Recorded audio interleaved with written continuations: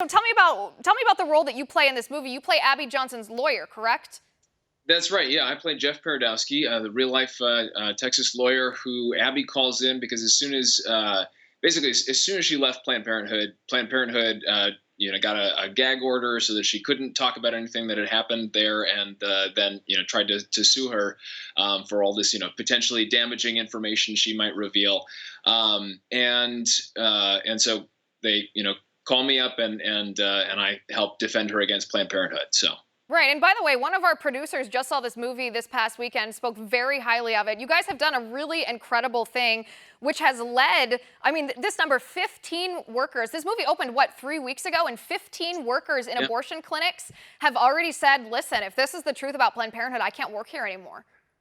Yeah, well, and even more that as Chuck pointed out, it's something like close to 194, I think, workers have approached Abby and her, her ministry, and then there were none, and 15 they've already gotten, out of the industry, and so, but there's many more who are looking to leave. So Right, and yeah, so this ministry, I just want people to know the name. It's called "And Then There Were None." It's Abby that's Johnson's ministry. She ministers to abortion clinic workers because she was one. She knows what it's like to work there, knows what the feelings are, knows how hard it is to get out, and she wants to minister to those people. Chuck Konzelman, the director of the movie, testified in front of the Senate Subcommittee on the Constitution last week that 94 workers have reached out. As of Monday, a spokesperson for the ministry, And Then There Were None, says that number has climbed to 146 workers who've expressed interest in how to leave that.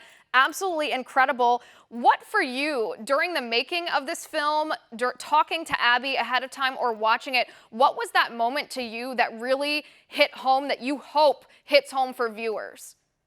well, I think the thing that hit home the most for me. So I have a 6-month-old daughter, and so to realize that in the making of this film and in hearing Abby's story is that Planned Parenthood talks big about being really concerned about women's rights, and looking out for women and that kind of thing. But the fact is, they make a huge portion of their income, something like $1 billion over the course of 300,000 to 400,000 abortions that they perform every year.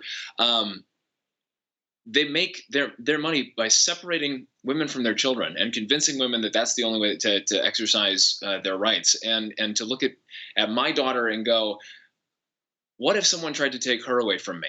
And just have that suddenly hit that there's this big business and a big corporation, and that's what it is. They're big business, they're big corporation, and the left is supposed to look at a big business and big corporation with a really skeptical eye, but just accept wholesale what Planned Parenthood says, and if you really look at it, it's a really dirty business. And so that really hit me in doing this film and getting to hear Abby's story.